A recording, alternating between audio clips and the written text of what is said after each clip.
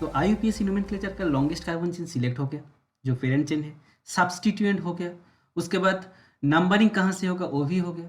उसके बाद हम लोग देखेंगे कि IUPAC नोमेनक्लेचर में जो बॉडी है उसमें क्या क्या कंटेंट क्या क्या होता है। देखो फर्स्ट होता है प्रीफिक्स, प्रीफिक्स के बाद होता है word root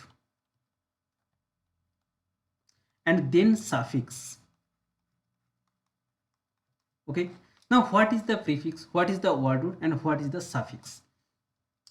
First I take a example, suppose a compound CH3 CH3 उसके बाद CH2 and CH2 then CH3, ये हमारा एक कंपाउंड है। तो for this compound parent chain हो गया स्ट्रेट वाला carbon chain, this is parent chain, substituent is methyl और नंबरिंग हो गया लेफ्ट टू राइट 1 2 3 4 एंड 5, कोई डाउट नहीं है। नाउ इधर जो प्रीफिक्स है, प्रीफिक्स में आएगा सब्स्टिट्यूएंट, फर्स्ट आएगा name of this substituent. Okay, तो सब्स्टिट्यूएंट इधर क्या है, मिथाइल है, तो हो गया मिथाइल।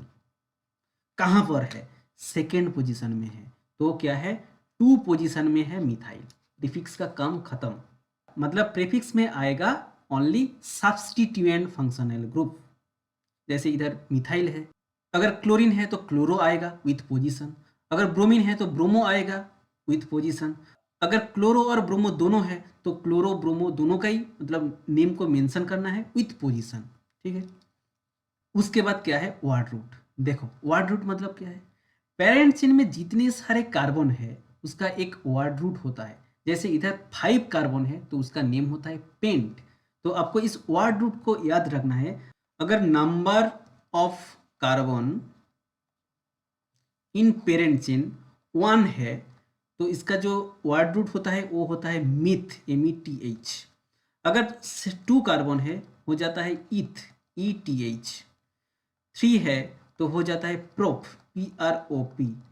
4 है तो हो जाता है ब्यूट, BUT।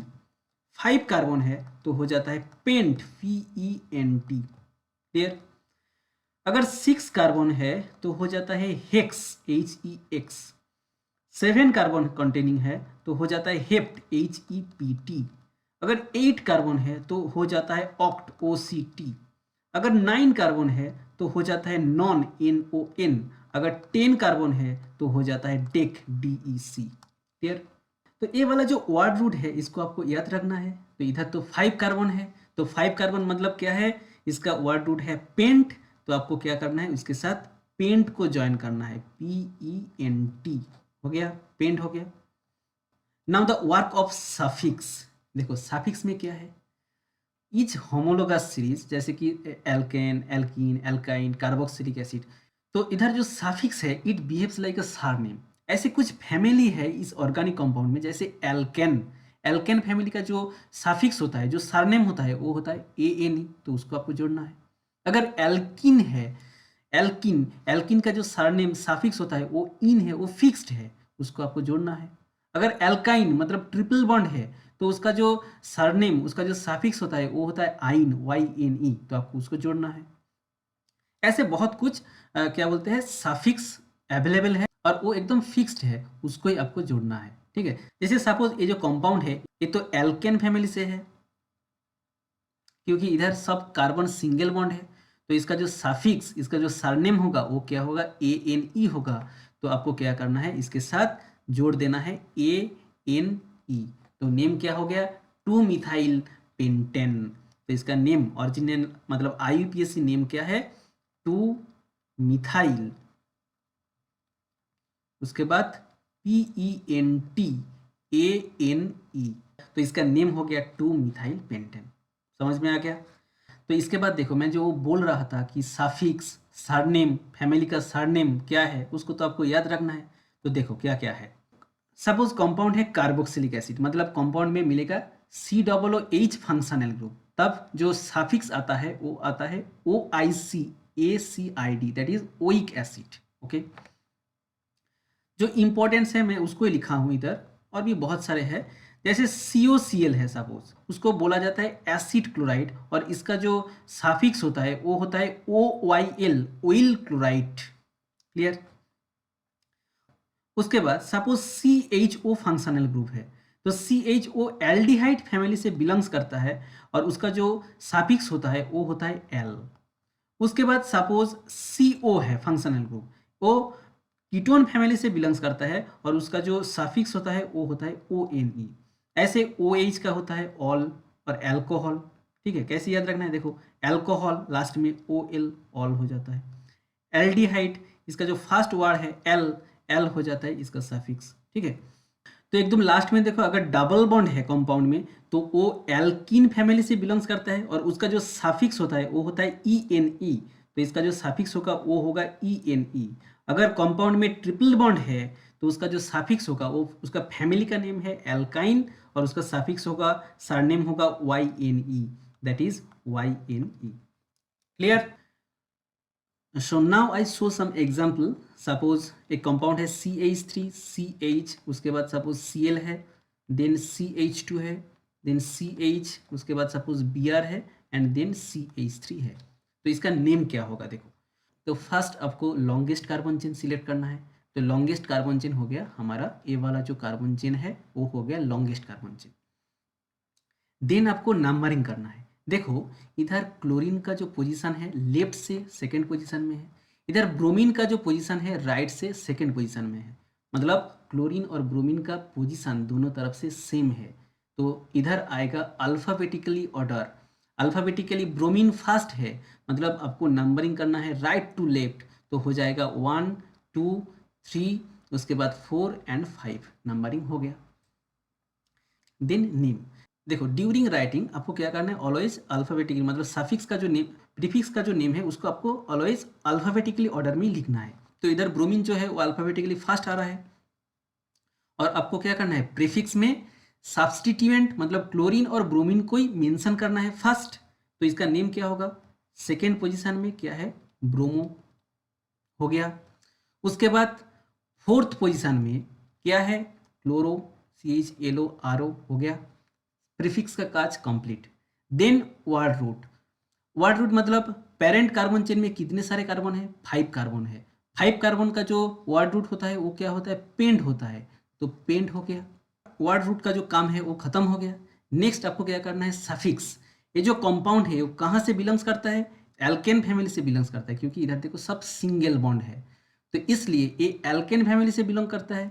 फैमिली का नेम क्या है एल्केन KANE, तो इसका जो सरनेम है वो क्या है ANE, तो आपको जोड़ देना है ANE, हो गया IUPAC name 2 bromo 4 chloro pentane.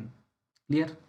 Next example from alkene family, suppose एक कंपाउंड है CH3 CH, उसके बाद सपोज डबल बॉन्ड, उसके बाद suppose CH, then CH2 and then suppose CH3 है। ठीक है, तो इधर देखो लॉन्गेस्ट कार्बन चेन हो गया, स्ट्रेट कार्बन चेन वो तो लॉन्गेस्ट कार्बन चेन ही है। उसके बाद आपको लेफ्ट टू राइट नंबरिंग करना है क्योंकि डबल बॉन्ड को कम नंबर देना है, तो हो गया 1 2 3 4 एंड 5 हो गया। तो इधर देखो कोई सब्स्टिट्यूएंट फंक्शनल ग्रुप नहीं है तो इसलिए प्रीफिक्स तो एकदम एलिमिनेट हो गया। एकदम वर्ड रूट 5 कार्बन मतलब पेंट हो गया। उसके बाद देखो डबल बॉन्ड है, तो डबल बॉन्ड है मतलब आपको क्या करना है, इसका जो सफिक्स होता है वो क्या होता है इन होता है, तो इसको आपको जोड़ना है इन, लेकिन विथ पोजीशन कहाँ पर है सेकेंड पोजीशन में है, तो क्या करना है पेंट टू इन हो जाएगा इसका नेम। तो ऐसे ही ट्रिपल बॉन्ड में आ जाएगा आइन। नाउ सपोज एक कंपाउंड है CH3 CH2 CH, उसके बाद सपोज Cl, देन CH2, उसके बाद सपोज COOH है। तो इसमें देखो क्या है एक फंक्शनल ग्रुप आ गया COOH, एक फंक्शनल ग्रुप आ गया। पॉइंट को बहुत ही ध्यान से सुनो, अगर फंक्शनल ग्रुप है कोई भी तो क्या करना है आपको नंबरिंग उस तरफ से करना है जहां से फंक्शनल ग्रुप का नंबर कम मिलेगा। तो इधर COOH है तो आपको नंबरिंग स्टार्ट करना है राइट टू लेफ्ट, मतलब 1 2 3 4 एंड 5। समझ में आ गया इस पॉइंट? देन नेम, फर्स्ट क्या है सब्स्टिट्यूएंट फंक्शनल ग्रुप है क्लोरीन, तो इसका नेम फर्स्ट लिखना है। थर्ड पोजीशन में है 3 हो गया क्लोरो CHLORO हो गया 3 क्लोरो। देन आपको क्या करना है प्रीफिक्स का कम खत्म, देन आपको क्या करना है, वर्ड रूट। वर्ड रूट में क्या आएगा, देखो 5 कार्बन है तो वर्ड रूट में आता है PENT, पेंट। और उसके साथ देखो सब सिंगल बॉन्ड है तो आ जाएगा ANE, पेंटेन हो गया। उसके बाद साफिक्स क्या क्या है, इधर देखो सब सिंगल बॉन्ड है तो N आ गया, और उसके साथ और एक आएगा COOH के लिए आता है ओइक एसिड, तो OIC एसिड आपको जोड़ना है। उसके बाद और एक पॉइंट को बहुत ध्यान से देखो, इधर क्या है देखो, ई और ओ दोनों भावेल एक साथ है तो आपको क्या करना है, अगर दोनों भावेल एक साथ है तो आपको फर्स्ट भावेल जो है उसको ड्रॉप कर देना है। तो इसका जो नेम, ओरिजिनल जो नेम होगा वो क्या हो जाएगा, 3 क्लोरो CHLO RO, 3 क्लोरो, उसके बाद PENT, उसके बाद ANE ड्रॉप, उसके बाद OIC ओइक एसिड ACID हो गया। तो मुझे उम्मीद है आपको IUPAC नोमेनक्लेचर समझ में आ गया।